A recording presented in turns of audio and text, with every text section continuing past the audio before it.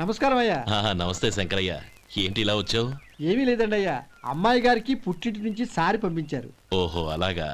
అమ్మా గౌరీ,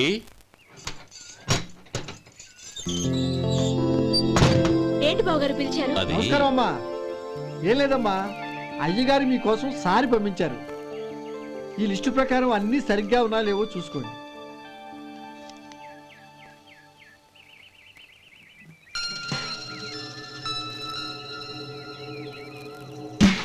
ఇవన్నీ తిరిగి తీసుకెళ్లి మీ అయ్యగారికి ఇవ్వండి. అదేంటమ్మా? దయచేసి ఇంకేం మాట్లాడొద్దు, చెప్పింది చేయండి.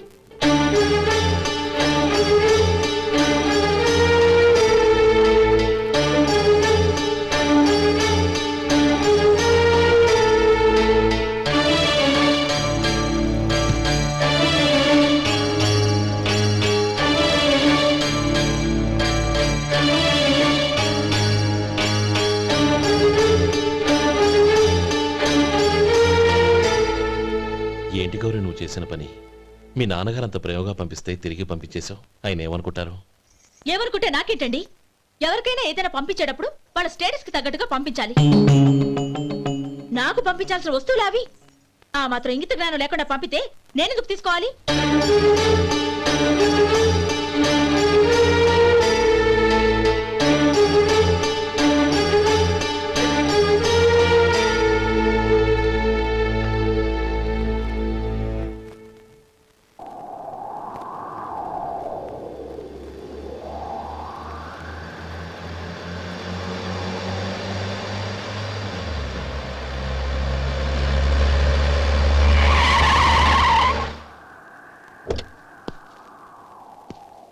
గౌరీ, గౌరీ,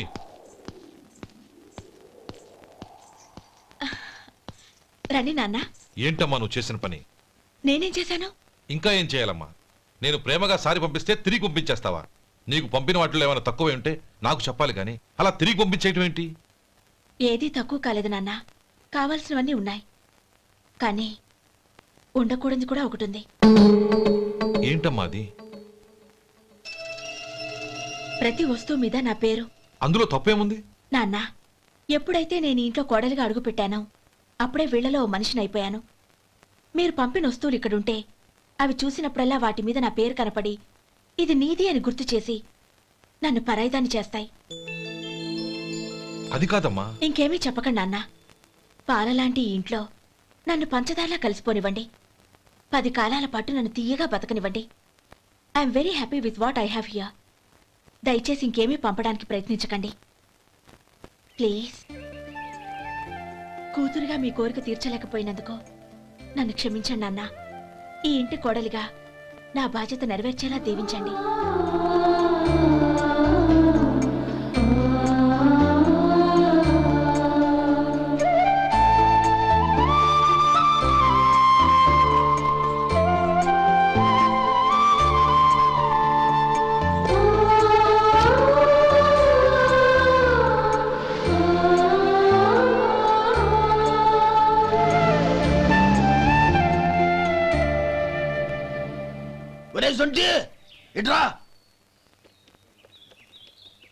ఏంటండి? మాస్టర్ గారింట్లో ఫంక్షన్ కి జిలేబీలు మైసూరు పాకు పట్టుకెళ్ళి వారం రోజులైంది కదా. వాటి బాపత డబ్బులు కానీ మనుషులు కానీ ఇంతవరకు రాలేదు. వెళ్ళి వాళ్ళని డబ్బులు అడిగి తేవాలన్న బాధ్యత ఏమైనా ఉందా నీకు? మీకు అసలు బుర్ర ఉందా? తీసుకెళ్లి వారం రోజులైంది కదా, బతుకుంటే వాళ్ళు వచ్చి ఉండేవాళ్ళుగా. సర్లే, వెళ్ళి క్లీనింగ్ చేసుకో. పబ్లిక్ పబ్లిక్ వెళ్ళు.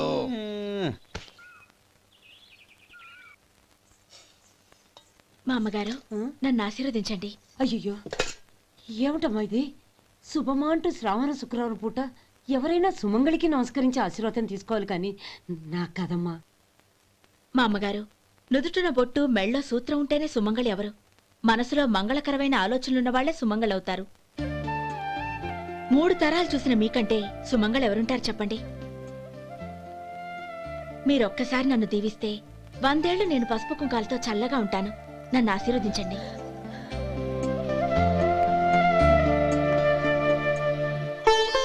లేమ్మా,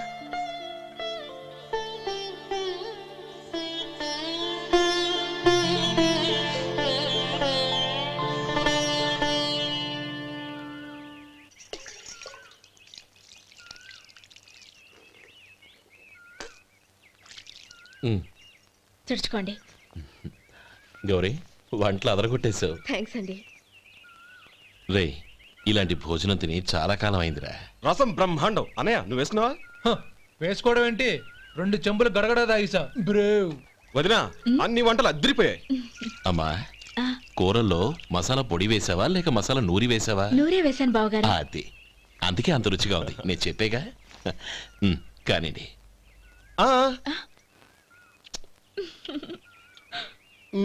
ఇప్పుడు పోయి వదినా.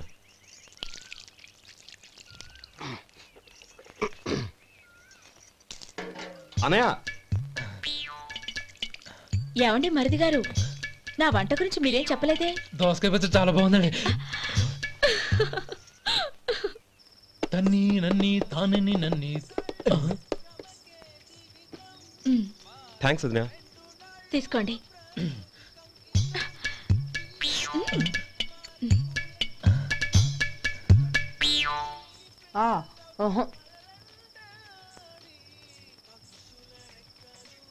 బావగారు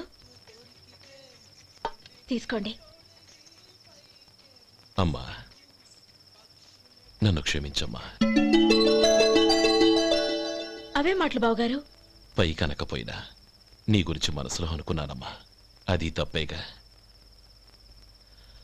ఆ రోజు పెళ్లి జరిగిన తర్వాత నువ్వు మీ నాన్నగారు మాట్లాడుకోవడం నేను విన్నానమ్మా. నువ్వెక్కడ నా తమ్ముడిని నా నుంచి దూరం చేసేస్తావోనని భయపడ్డాను. కానీ నిన్న నువ్వు మీ నాన్నగారికి ఇచ్చిన సమాధానం విన్నాక నా మనసు కుదుటపడింది. నేనెక్కడ కష్టపడిపోతానోనని మా నాన్నగారి భయం. డబ్బుంటే కష్టాలేవి దగ్గరికి రావని నమ్ముతారాయన. అసలు అవసరానికి మించిన డబ్బే అన్ని అనర్థాలకు కారణమని మా నాన్నగారు ఇంకా తెలుసుకోలేదు. ఆయన తృప్తి కోసం ఆ రోజు నేను సరే అన్నాను. శభాషమ్మా, చాలా గొప్ప మాట అన్నావు. మేము పాలో నీళ్ళో మాకు తెలియదు గాని నువ్వు మాత్రం పచ్చదనవేనమ్మా.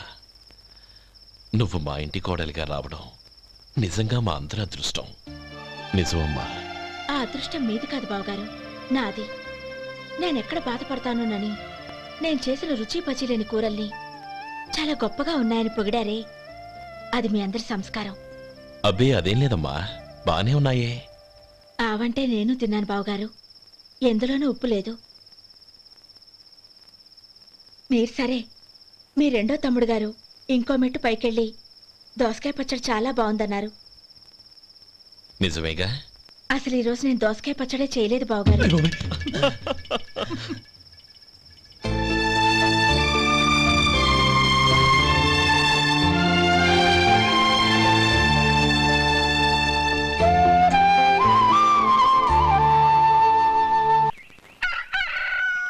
దమ్ము కొట్టి 3 గంటలైంది. 4కి పీకేస్తుంది. సరే సుబ్బారావు, సాయంత్రం ఇంటి దగ్గర కలుద్దాం. వస్తాను. అలాగే. సుబ్బారావు గారు ఇలా రండి. అవును, నా పేరు మీకెలా తెలుసు? మీ పేరు ఒకటే కాదు, మీ గురించి చాలా తెలుసు. చాలా తెలుసా? ఏంటవి? కంగారు పడకండి. అవును, మీరు బీడీఎం స్టైల్ గా కలుస్తారంటగా? మీకెవరు చెప్పారు? అదే, మీ గురించి అన్ని నాకు తెలుసు అని చెప్పానుగా. ఏది బీడీ ఒకసారి కాల్చండి. ఏం లేదు బాబు, బీడీ కట్ట ఇలా తీసి దాన్ని ఇలా నలిపి అందులో నుంచి ఒక బీడీ తీసి ఇలా స్టైల్గా. అదేంటి? ఒక చిన్న చేంజ్. ఓ పని చేద్దాం, బీడీ నేను కలుస్తాను, నా స్టైల్ అలా ఉందో మీరు చెప్పండి. అగ్గిపెట్టి ఉందా? లేదు. లేదా? లేదు. అగ్గిపెట్టి కూడా లేకుండా ఎందుకయ్యా బయలుదేరా? పైగా పెద్ద స్టైల్ ఒకటి. వెళ్ళాలా, వెళ్ళి పని చూసుకో. పొద్దున బలింటోడు దొరికడరా బాబు.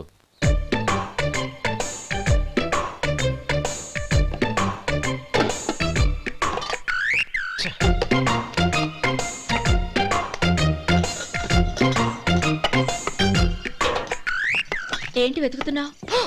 అబే ఏం లేదు వదినా. పోయిందిగా, అడ్డమైనవి కాల్చి ఆరోగ్యం పాడు చేసుకోవద్దని చెప్పు. అవేవో దూది పెట్టిన సిగరెట్లు ఉంటాయంటగా, ఫిల్టర్. అవే వాటిని కాల్చమని చెప్పు.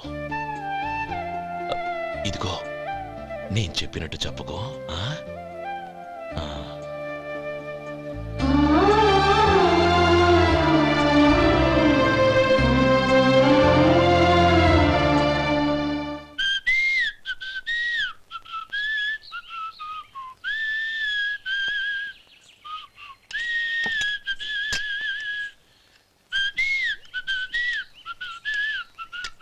ట్యూన్ బాగుందండి. కాఫీ తీసుకోండి. అక్కడ పెట్టండి. నేను ఇస్త్రీ చేస్తాను, మీరు జరగండి. పర్లేదు. అది కాదండి, మీరు వెళ్ళి త్వరగా స్నానం చేసి రెడీ అవ్వండి, ఈలోగా నేను చేసి పెడతాను. పర్లేదండి. నా బట్టలు కూడా ఇస్త్రీ చేసుకోవాలి, మీరు వెళ్ళండి. అలాగేనండి. అయ్యో, కాఫీ తీసుకెళ్ళండి. కాలుతుంది, జాగ్రత్త.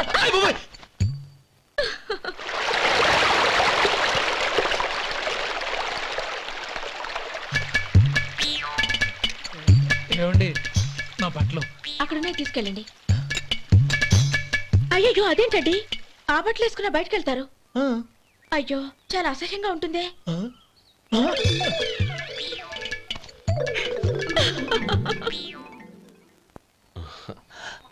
ఆహా రేయ్, వాసన అదిరిపోతుంది. ఈ రోజు పట్టు పట్టాల్సిందే. అంతగా అన్నయ్య, ఎక్సర్సైజ్ చేసి మరీ ఆకలి పెంచుతున్నాను. ప్రొద్దున నుంచి పచ్చి మంచినీళ్ళు కూడా ముట్టలేదు.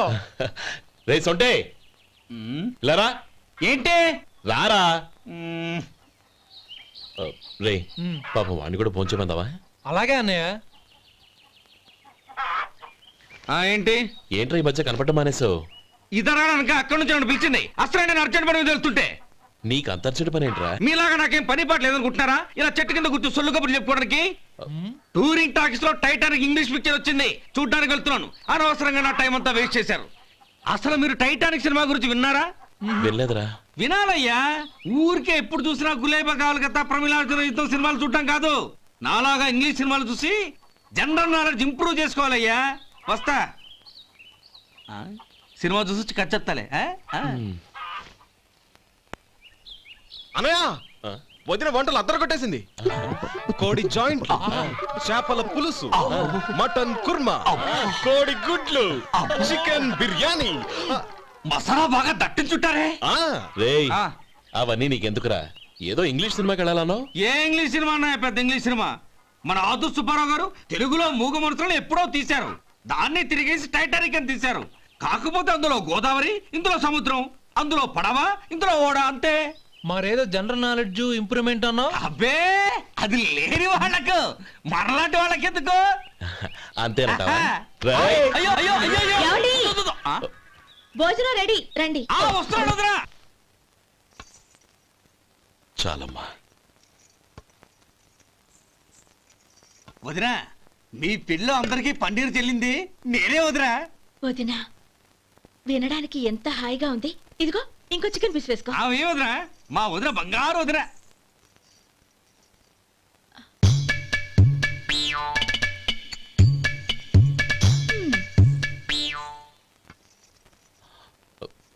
ఇంకో ముక్క వేయనా? అదేంటి గౌరీ, తమ్ముడికి చికెన్ అంటే చాలా ఇష్టం, వాడికి వేయలేదే? అయ్యయ్యో, ఈయన మీ తమ్ముడా? నాకు తెలీదండి. ఒక్కసారైనా నా మొహం చూసి మాట్లాడాలిగా, ఒక్కసారైనా నా నొదినాన్ని పిలవాలిగా, అప్పుడేగా తన నా మరిదని నాకు తెలిసేది. వాడికి చిన్నప్పటి నుంచి కాస్త సిగ్గెక్కువమ్మా. కాస్త ఎక్కువైతే పర్వాలేదు బావగారు, ఈయనకి మరీ ఎక్కువ. చూడు గోపి, ఎందుకు సిగ్గు? అన్న భార్యని వదినమ్మ అంటారు.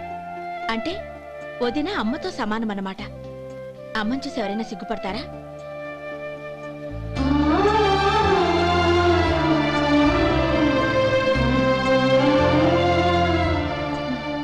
తిను. చాలు వదినా.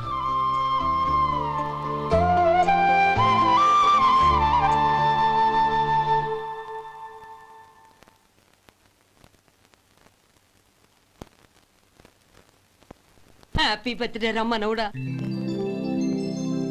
హ్యాపీ బర్త్డే అన్నయ్య. పుట్టిన శుభాకాంక్షలు బావగారు.